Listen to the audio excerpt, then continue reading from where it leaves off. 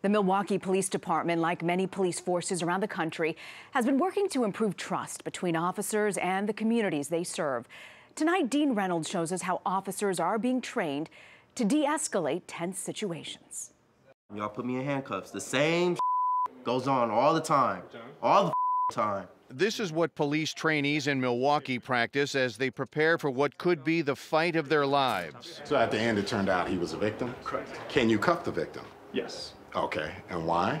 For safety. For safety, exactly. Addressing bias and dealing with communities always sensitive to it is a consequence of many highly charged confrontations that have forced officers into court. Be careful not to get sucked into what they're calling about. Listen to the approach of police trainer Rondone Powell. If a person that live in the neighborhood call in saying there's a black person sitting in a car outside my house, are you going to be sucked into this person's bias?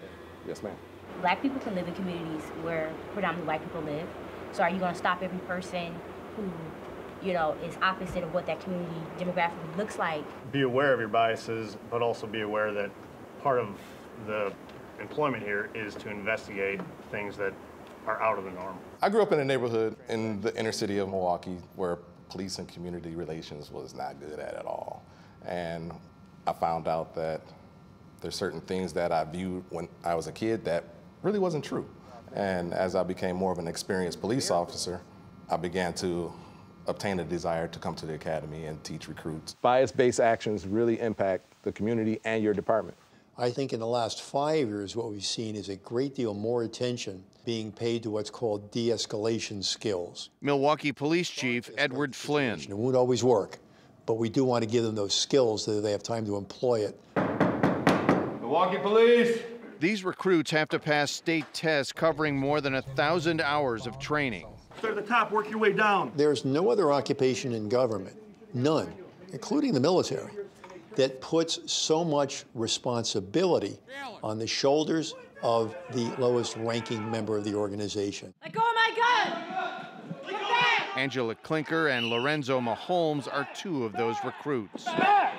Why are you doing this now?